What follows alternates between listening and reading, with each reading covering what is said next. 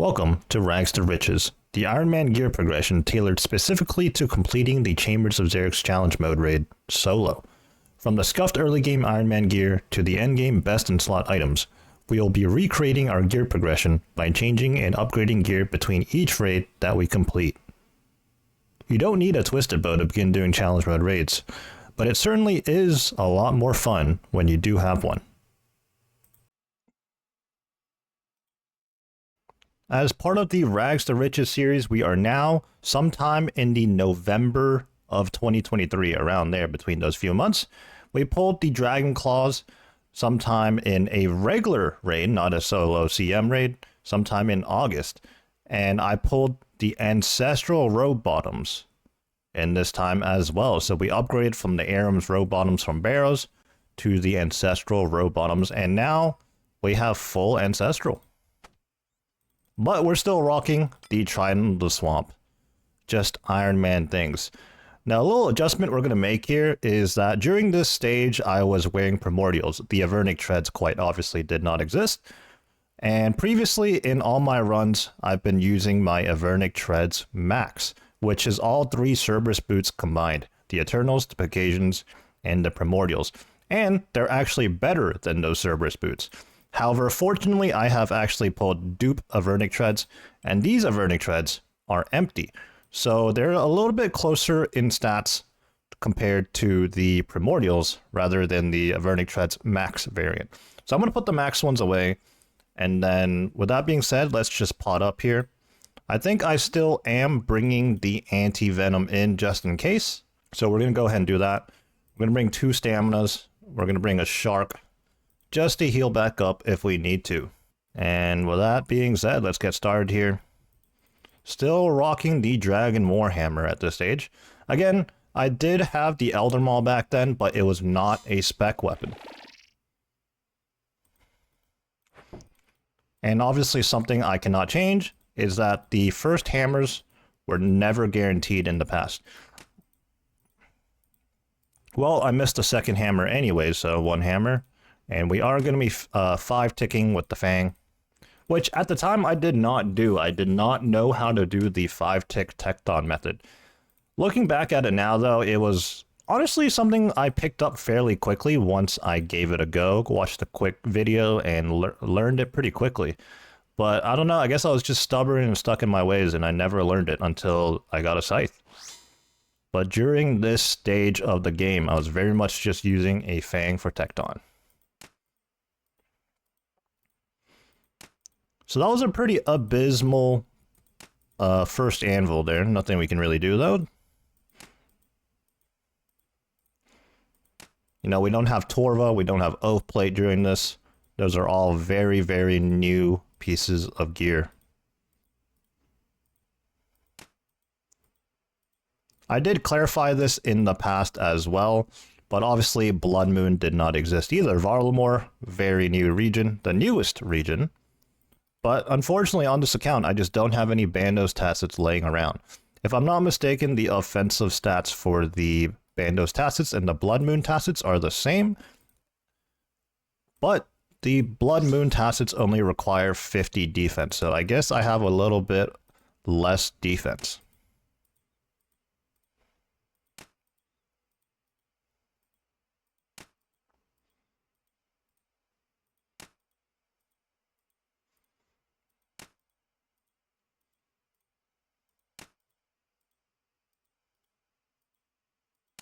So Tecton's going over 2 minutes now, but honestly that was pretty standard back then, especially when I only landed the 1 hammer. And I wasn't about to Tecton reset until I had 2 hammers. That would have been a waste of supplies. And the main reason I chose to do solo CMs over regular raids was the supplies. I pretty much used next to nothing doing what ended up being over 1,100 solo CMs. Well, there were some team ones in there too, but the majority were definitely solos. Okay, 7 HP, we just need 1 more hit. There we go. I'm going to sip the Anti-Venom now to make room. I'm going to sip the Overload and the Enhance. While the Overload ticks, I'm going to eat this Shark to heal back up. And I'm also going to grab the Revitalization. and at least sip that a couple of times. I'll go ahead and drop that now, though. And we're going to do Crab Room with the Bofa, which is much better because, you know, the Bofa doesn't use any ammo, so very ideal for Crab Room. Smash this crab. Smash that one as well. We're going to need to make sure that crab stays out the way for the mage. There we go. We'll walk these down here. Again, keep that extra crab that's aggroed on us right now out of the way.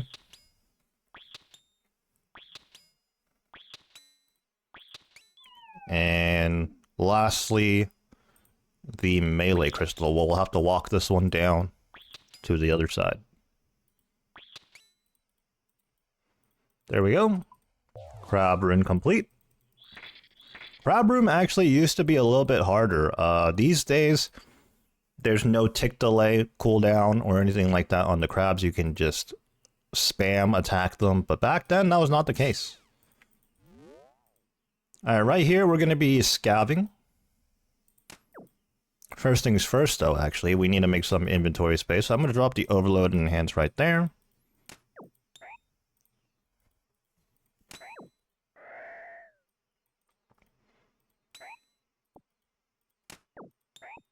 We got ourselves 14 juice and 12 mushrooms, which is absolutely perfect. I'm going to finish the scav off, though. Let's see if we can get some more planks for some extra points. We do not.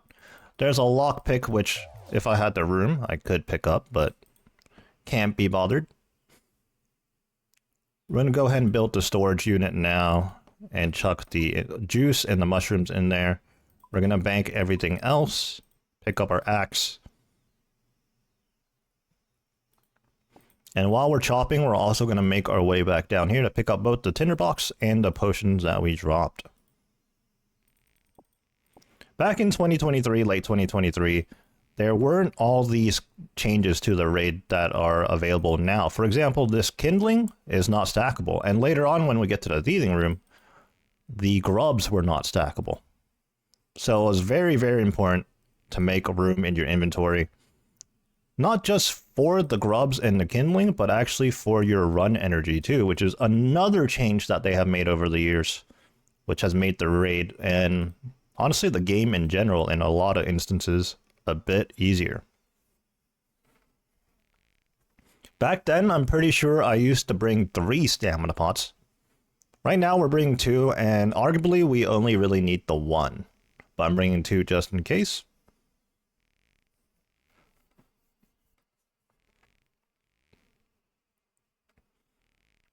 Our standard practice here for ice demons is to just chop 2 full inventories, so 28 kindling I deposited in 1 brazier.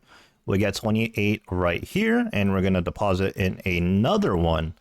And then this third chop is just, you know, how much we can get within a certain time frame. So right now, Ice Demon is at 50%, around 35% or so. Maybe a little bit earlier than that because we're slightly further away from the boss right now.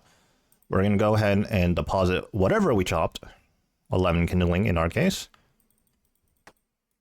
And just for inventory purposes, we're going to deposit those potions in shared, withdraw all, and then we're going to bank things we don't need, which is actually most things in here.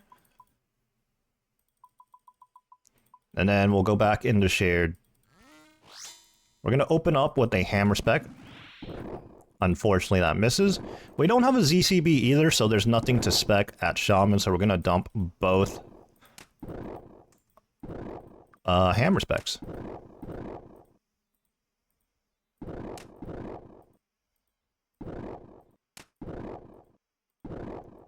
And we are Fang Ice Demon here. These days you would want to bring your Emberlight because, well, it's in the name, Ice Demon. However, back in the day, Ice Demon was not actually weak to any Demon Bane, so not even the Arc Light would have been good. The Emberlight didn't even exist, that came with while Gothic sleeps.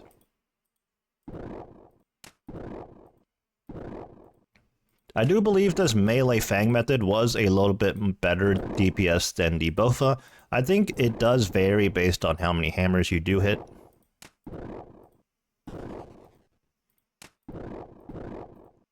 Of course, we also have our Thrall running. Our Overload and Enhance just ran out, so we're going to repot those.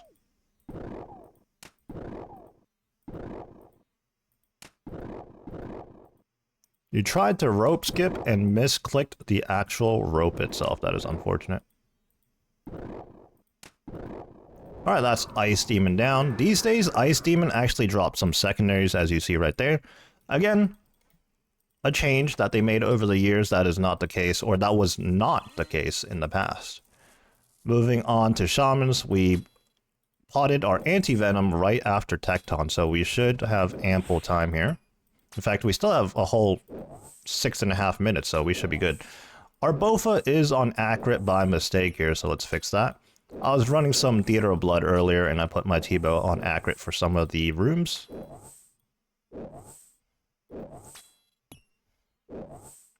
We didn't get the Shaman into the safe spot, so we'll just be running it here. I think I'm going to tank that. Nope, I got out the way in time. Very fortunate. It was very unfortunate and a mistake by me to aggro both the Shamans at the same time. You want to avoid that as best as you can. And honestly, if you could just get the Shamans into a safe spot, you save a bit of prayer, and it just makes this room much more simple and less hectic.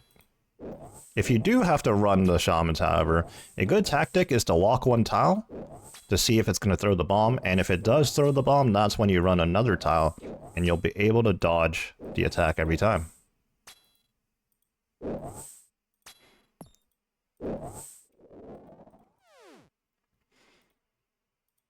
Alright, our prayer was actually very, very low here. We just had 7 prayer left. I may have needed to keep that super restore on me, I'm not sure. But we got away with not having it. So for prep, I didn't always do this, but what I have learned over the years in the many, many CMs that I've done is a very efficient, or maybe not necessarily efficient, but a very easy way to prep. So basically what we're going to do is we're going to have 13 juice and 8 mushrooms, which is more than enough supplies. At least in the max gear we have now. You know, maybe this is just enough for the gear setup we have right now. But 13 juice, 8 mushrooms. We then also take our spade out, so we have 3 inventory spaces filled. We fill our inventory with vials. We drop 4 of them, actually. We deposit 10 into shared. And right now, we have ample space in our inventory for all the butchers, but we're going to be picking up just 8 butchers first.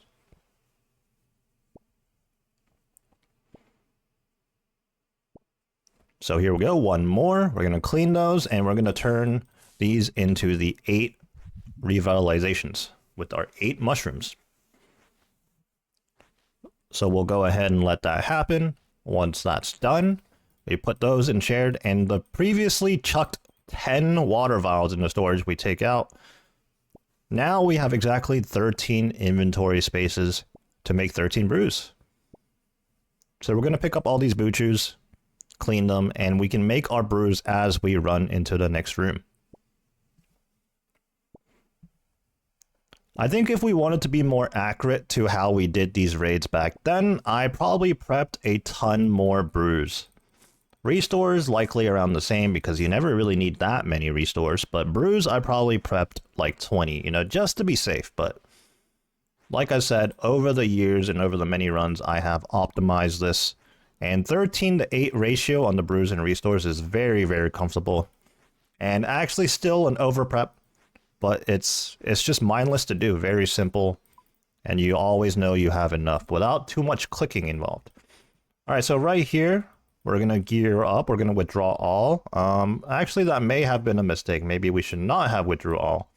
Nevertheless, let's fix our inventory here. Let's deposit everything that we don't need, which is most things. Once again, just need the 3 best in slot gear for each respective style. We'll take out our potions. We're going to need at least 1 restore and 2 brews. And then let's fix our inventory a little bit here. Should be good to go. We are going to open up with mage attacks first, because we want to DPS mage as best as we can. Make sure our trident is on long range. And protect range, because their ranger's right there. Overload actually expired, so let's fix that. Same thing with the enhance. And the Fang that we used at Tecton, we also use here at Vanguards. Pretty much if you don't have a Scythe of Vitter, the Fang is the next best thing. Also, I should have clawed. Hopefully I don't hit too hard here. Luckily I did not. I wasted some spec on a Fang spec. I kind of forgot I had claws. You know, we're working with a lot of different inventory setups here, so it is a little confusing to me. But back then, I would be doing hundreds upon hundreds of the raid with the same exact setup before I even got one upgrade, so everything was a lot more crisp back then, and we're doing our best to recreate it right now, but half this gear we have in our inventory we don't actually use today, so it's kind of crazy. So we're stepping under the ranger here to take care of the major. This is the only one that you can step under. The other ones will path out and target you. But I guess the range one is just not as smart. We're going to eat on our 15s here to keep up our stats while healing up as well.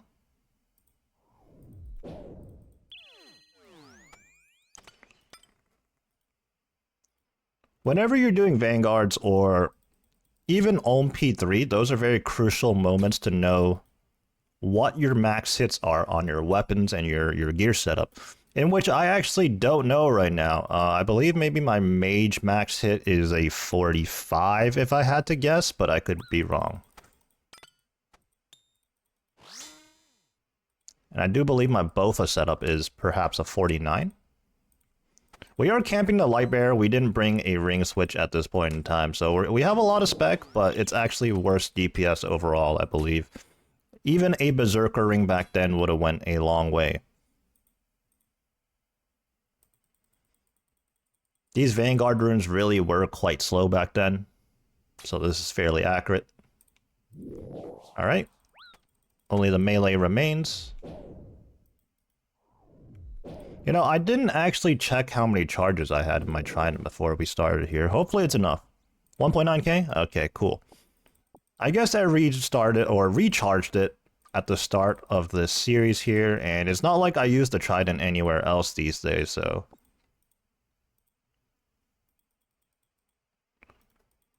we have 1.9k charges. Alright, thieving room. I mean, I don't really have to explain anything here, do I?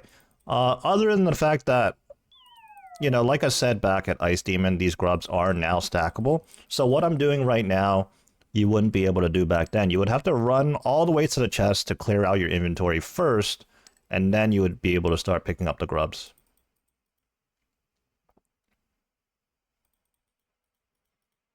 Let's go ahead and put our pots away anyways. We're going to have to do a little shifting of our inventory. In a solo raid, we are going to need 30 grubs.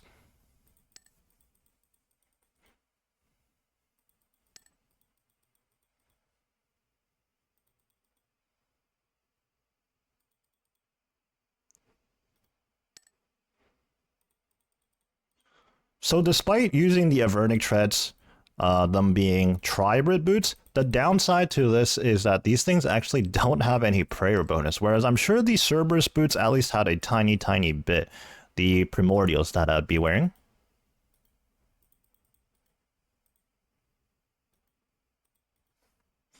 Okay, so we actually found ourselves with some bats. We're going to equip our range gear here. Actually, we're going to do a bit of switching here. And this is just solely because I want to organize my inventory a certain way. We don't need our mage gear at all anymore.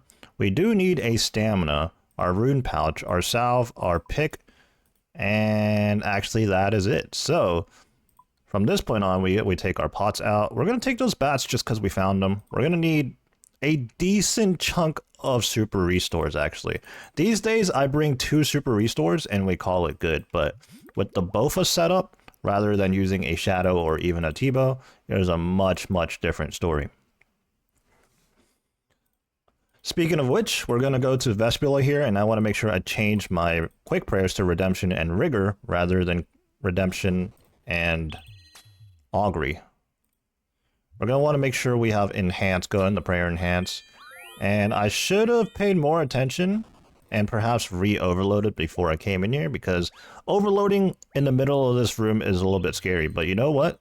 You can stand on this marked tile right here for a decent amount of time and not worry about it too much. Just whatever you do, do not stand under the boss for more than a tick.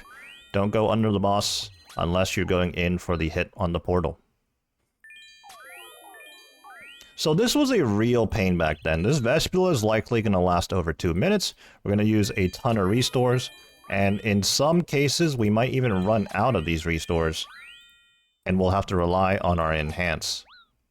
Not only that, but every tick here, every hit splat, means crystal charges being burned on our armor, which was very painful back then.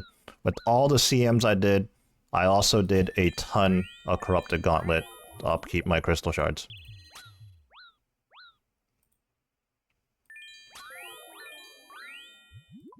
I am going to use these bats afterwards to heal back up. I didn't really ever go out of my way to get the bats, but there are plugins to help you find the bats.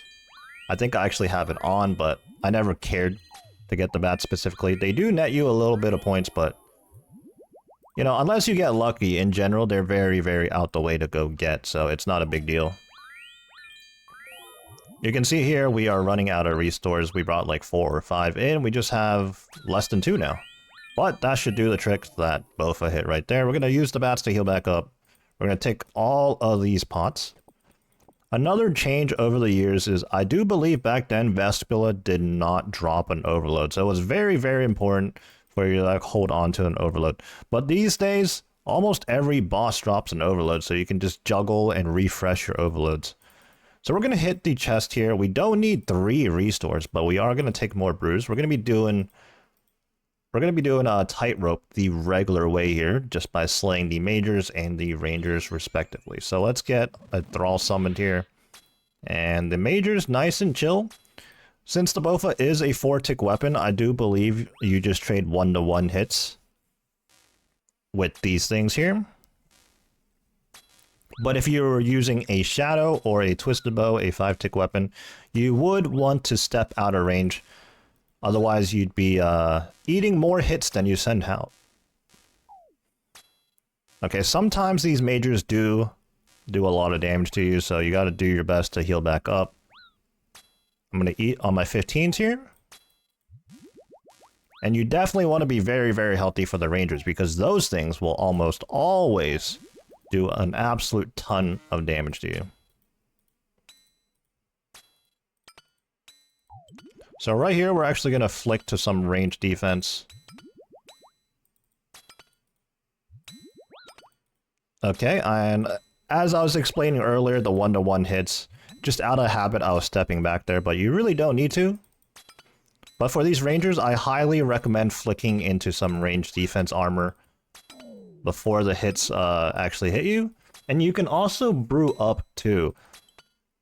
Basically, the boss, or not the boss, but the mobs will never hit you for more health than you have. So when it calculates the damage, say you're sitting at 20 health, or for example right now 36, it can definitely max for a 36. Ooh. You know, in me yapping, I just clicked on the wrong pot there and I chanced myself. But perfect example right there, I had 23 health. And it hit me for 23, but I brewed, so I was able to stay alive. Honestly, I'm focusing so hard on what I was saying right there, I probably didn't do any of that well. But we're alive, that's the important thing. We're crossing the rope now, getting the Keystone Crystal. So we're around the 22-minute mark right now, and we're on our way to floor 3 of the challenge mode raid. If memory serves me right, I think we're actually a little bit speedy right now, and I think that's just due to the nature of the changes in the game. Run energy being one of them. Okay, so here, we're going to want to grab as many brews as possible. And the luxury of not needing to bring any mage gear is that we really do have a ton of inventory space. These days, I am definitely not bringing, what is this, 10 brews? But with this setup, we had the luxury of bringing 10 brews, if not more than that, actually. We're going to re-overload here, of course. Always stay overloaded.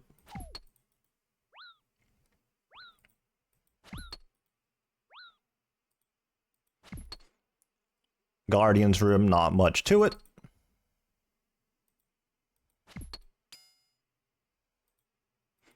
I am stepping back and doing this in a method that saves run energy, but you know what? I don't really know if this matters too much these days with the run energy changes, but basically the gist of it is I am running back one tile, then instantly walking in one tile, waiting a tick, and then hitting the boss. I keep saying boss, but not everything in here is a boss. You know, these guardians, I don't know if you could refer to them as a boss.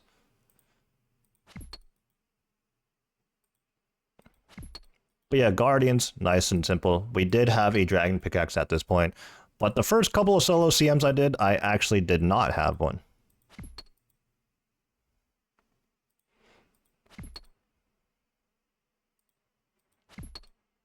Right now, though, I probably have like 7 Dragon Pickaxes in the bank. And in the TOA storage. Also, these things aren't worth anything these days. I could be mistaken, but I do recall Dragon Pickaxes being worth like 10 mil GP or something in that range at one point. But these days, they aren't even worth 1 mil. Bit of a shame, really.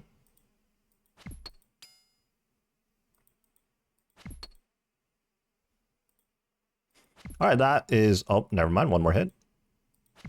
Now that is Guardian rooms completed. We're going to switch to the Fang here because we're going to be using the Fang for the crystals. Keep our inventory nice and organized. And we're going to swap into the Bofa setup. I do have a tile marked here saying Vasa teleport skip. That is what you would skip if you utilize that method, but I'm not going to do it just because I didn't back then.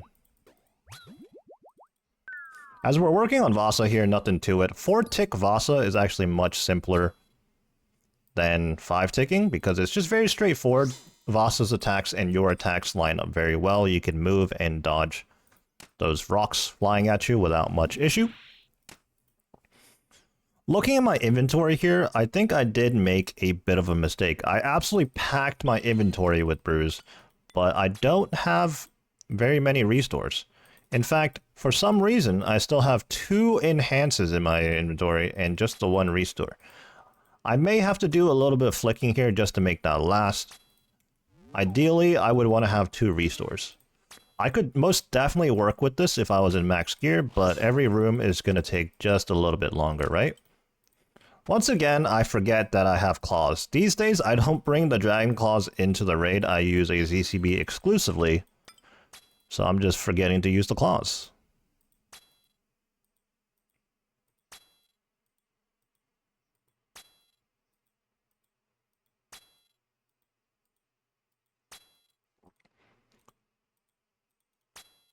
Again, this is just a game update, so I can't really recreate this, but this Vasa is most definitely going faster than it used to, despite me recreating the gear.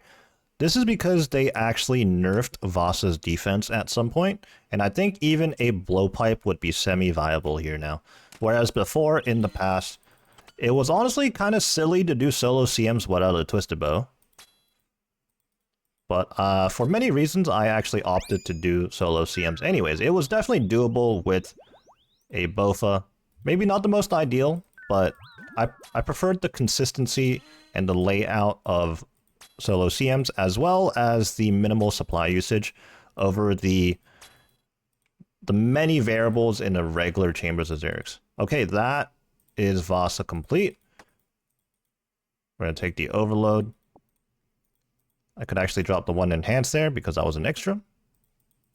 And as we run to Mystics, I'm going to heal up with all these brews in my inventory. We are most definitely going to have to do some flicking here, at least offensive prayers anyways.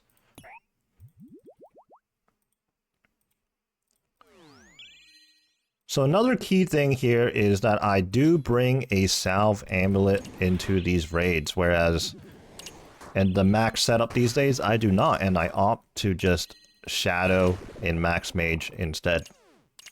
If you don't bring a salve into the raid, max mage is better than max range. Our overload's going to expire here in a second.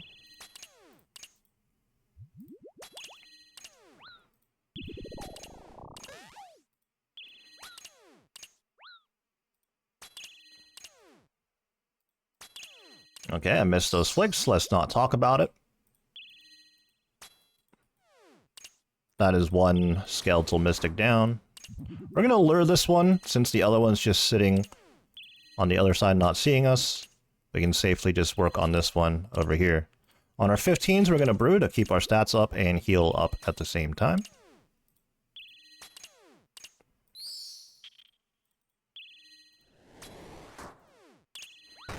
And for anybody that might not understand what I mean by eating on 15s, I'm specifically referring to the overload timer right here as on my mouse cursor. So on a flat 4 minute, I can safely sip my brew and keep my stats at 120. So right here, you can see that it very briefly dipped to a 104, but went straight back up to a 106, or 106, 120. I don't even know where the 106 number came from. So we are going to be chopping the tree. And another luxury here is that I was able to bring more brews because an axe is actually available here in the room. This is relatively new. This was not the case back then. We would have had to keep our axe at Ice Demons and bring it all throughout the floors to get to this point.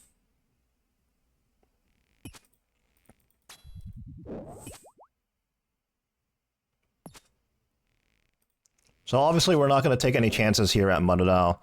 If you didn't know, Mother Doll Room, the Baby Doll, and the Mama Doll combined, they do sometimes hit like an absolute truck. So you got to safe up and keep your health as high as you can. Okay, that is the tree down. I actually didn't have my Anguish equipped that entire time. I'll throw that on now, though. And then we're going to be fanging the Baby Doll here. And actually, once again, forgetting to use my Dragon Claws, but I definitely dumped my Dragon Claw specs on the Baby Doll.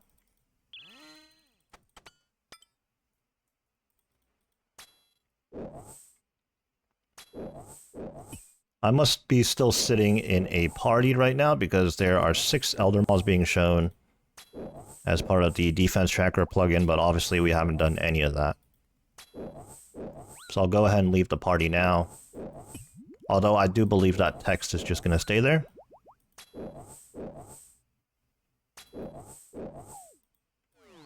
Mother Doll is a bit easier these days, as once it mages you once, you know it will mage you at least 2 more times. So it is a little bit more predictable, whereas in the past, it was just completely random. Alright, that is Mother Doll done. Honestly, that was pretty humble. We're gonna pick up our pots, brew up here, restore as well, and make our way over to Ulm. We are indeed doing solo chambers right now. We are doing solo challenge mode chambers, actually. In the midst of this run, I am currently live streaming. We just have a few people tuning into the stream as well. I guess to get a little sneak peek of the series. So right here, next to Ulm, these chests didn't exist down here either. We would have had to get ready up top, climbing up that rope there. Alright, we're going to chuck all the brews into shared. We did drop a brew and reeve it later. That's just to pre-pot. We're going to smuggle the bronze axe out of here. That is very, very important, by the way. You must smuggle the bronze axe out of here. We're going to bank the range gear because we're going to want our inventory in a specific way. We're going to want our mage gear at the top. That includes the Thrall book. That's going to be our offhand. And then we're actually going to use the Dragon Hunter crossbow and the buckler. Which, you know what? I may have failed to mention this in the beginning, but the buckler was a new thing I brought in. I pulled a buckler much, much earlier, but I just never really brought them into solo CMs until sometime down the line. I was very reluctant to change my setups, even when I pulled new gear. Unless it was very, very obvious, right? The buckler, I really wasn't sure of. I recognized that it was better DPS, obviously, for Ulm head phase, but You know, it's hard to convince yourself to bring one item for one specific room for one specific phase of the room, which ultimately lasts like 1 to 2 minutes, right? All right, enough yapping here though. Let's gear up. I am going to bring both staminas in, maybe. Let me just see how our inventory works out here. All right, we are not. I'm going to go ahead and sip the stamina.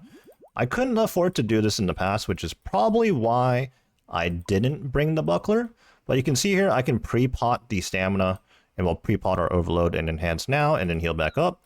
And we can still afford 5 brews, which for me is the sweet spot. 5 brews is always enough. Except for when you just make 10,000 mistakes. And, you know, all those mistakes just compound. All right, I made a mistake as I entered. I brought my fang. That... Okay, you know what? That makes sense. That makes sense. I did bring two staminas. And I would have had space if I didn't have my fang on me. But yeah, I guess we bring the fang in now. It is what it is. So we melee hand Dragon Warhammer spec twice, and unfortunately don't even get a single spec. But we are camping the light bear, and we will have spec again. Alright, I instinctively went over to the other side of the room, thinking we were gonna 12-0 or 8-1 with the shadow. But we have a trident, so we're just gonna 3-0 here. We have our thrall summoned, very important to keep the head turning. Although sometimes you do get unlucky, and the head won't turn anyways because the thrall actually misses, while you miss as well.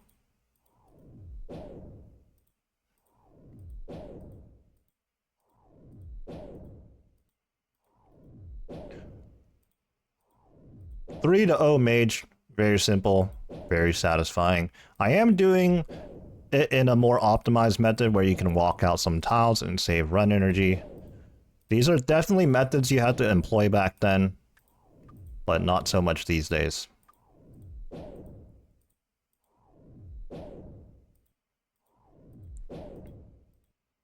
Alright, that is the mage hand down. That actually felt like it went down pretty quickly. As I mentioned earlier, we have another hammer spec, and we missed. That is our fang and not our dragon hunter lance. We should maybe move that out the way so we don't accidentally click on it.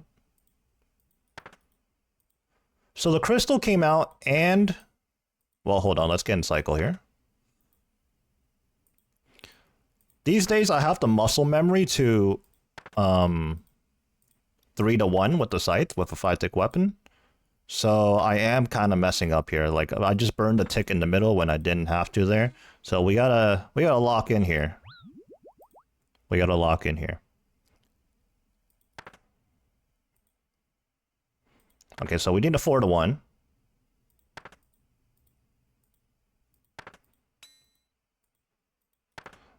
Okay, lightning came out, so that means we have to 3-1. And I do believe now we should be in cycle. Anytime we're below 43 health, or even at 43, we are definitely going to brew. It just autoed twice there, which means we're going to 3-1 twice. So we're still not actually in cycle right now, but we're going to go ahead and fix that.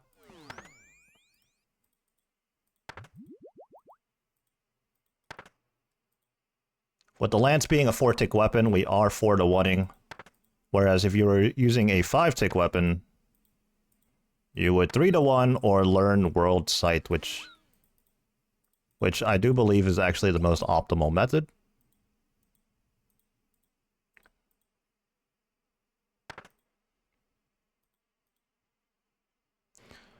I'd say in a solo Ohm, the most important thing is to keep the head turning. We most definitely had to brew that right there.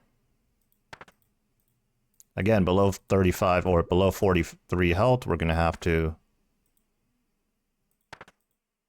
Okay, that was a mistake. I should have 3-1 twice, I think. Or am I misremembering here? You'd think I'd know precisely how to explain this after having done this thousands of times, but...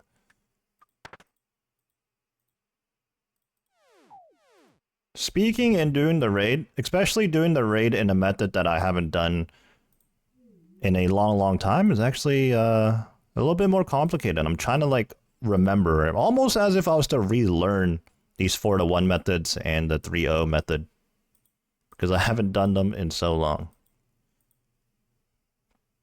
But it's like riding a bicycle. After some reps, we will get back into the swing of things. So I actually missed a tick here, and I ate an auto attack. Once again, hammer's not hitting, which is very unfortunate, but also fairly accurate to how it was back then. And I may have went for that hammer spec while being unoverloaded, so that was probably a mistake.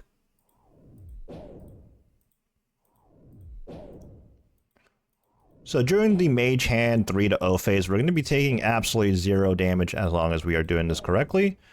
During this time, I don't need to turn on any overhead, so that will save a bit of prayer. And I'm also going to take this time to heal back up, as we just overloaded, and we know we most definitely are going to take some damage while we work on the melee hand in a little bit here.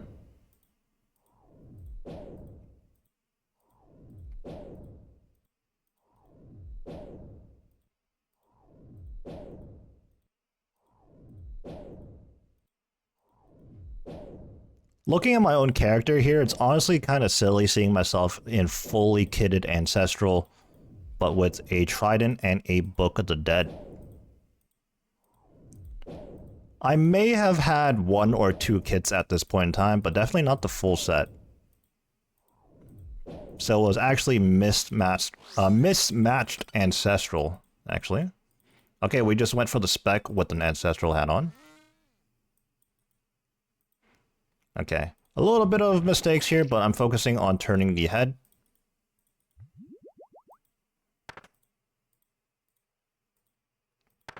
And let's see if we are in cycle or not. Okay, we are not. Portal came out.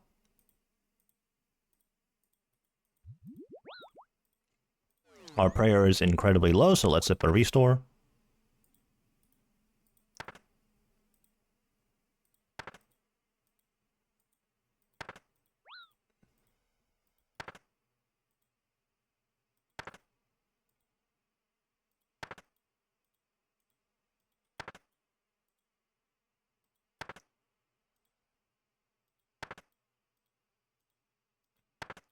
When you missed hammers, using a lance, it was a huge difference. These days in the max setup, it's not the end of the world if you don't hit a hammer. But with the lance setup, you really feel it, as we are now.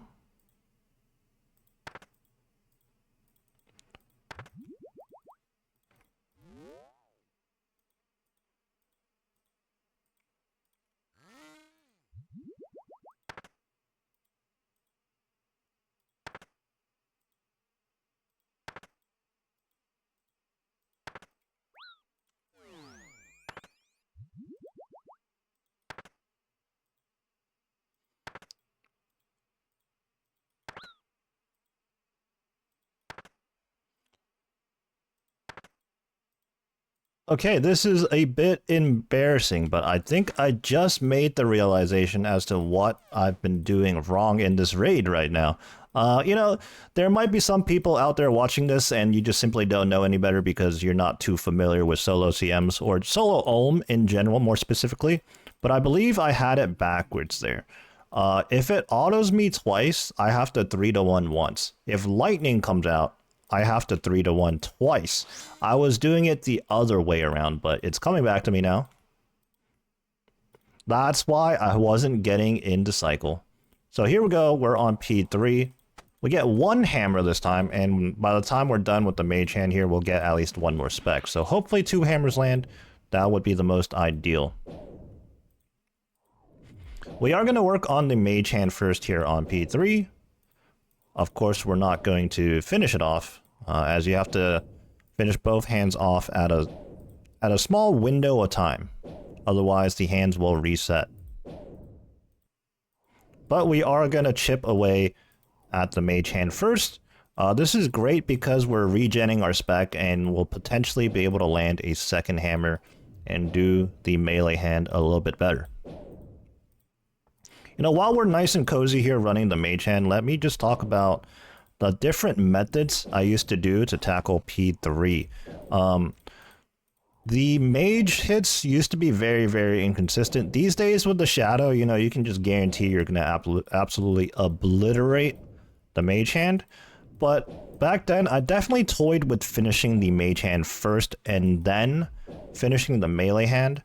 Usually that's less than ideal because the melee hand does have a shield that pops up, and when that shield pops up, you actually can't hit it, otherwise you'll heal the hand. Not something you want to do. So most people actually finish the melee hand first and then deal with the mage hand. But again, like I said, I used to have issues with accurately hitting the mage hand, so I kind of toyed around with the idea, and I definitely had my fair share of P3 hands resetting, unfortunately. Okay, so earlier I mentioned that it was important to know your max hits, and P3 Ohm is exactly why, because I do believe the mage hand right now is sitting at roughly 41 health, and that is below my max hit. I think I can hit a 45, maybe even a 46 or 47. Again, I'm not entirely sure. But since I know I can most definitely hit a 41, I'm just not going to hit the hand again until I'm ready to finish both hands. Right now, we're getting absolutely obliterated. I'm being forced to chug brews, but even at 43 here, I'm going to chug because you just never know if it's going to hit a 43. In fact, it just smacked me at 35 right there. This is going to be a very rough head phase. We're probably going to have to 2-0 the entire thing, unfortunately. 42, we're actually going to chance it here just because I know my brew situation is very down bad right now. Alright, we finished the melee hand. We're going to quickly swap in our mage gear here.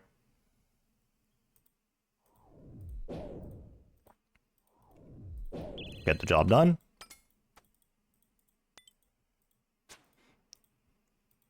Okay, yeah, what we are going to do now is we're actually just going to 2-0 the hand. Okay, we're messing up here, but let's try to recover. Let's lock in. Very scary right now. Missing out on some hits, but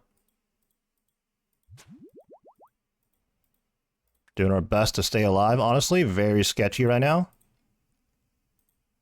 We are officially out of food. Let's hope we get some ruby procs. Those would be very ideal right now. As long as we stay in cycle here, we shouldn't take any damage from Ulm itself, but the difficult thing here is the falling rocks.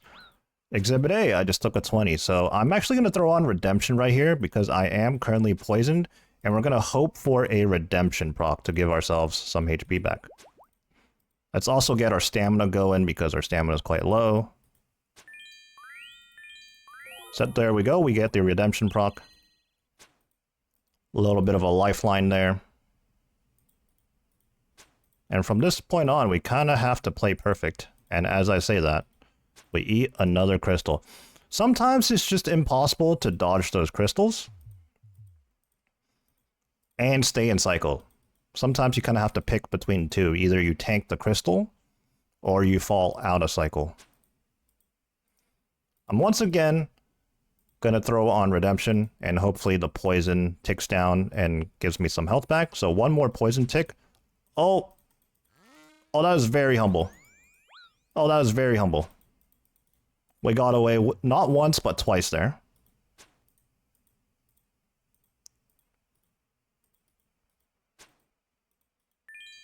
There we go. And we also still have our enhance going. So we're going to be definitely relying on that now.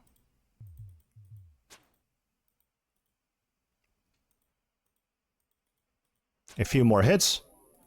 You know, I'm not sure if we got a single ruby proc. Okay, rigor is not even enabled right now. That is a mistake.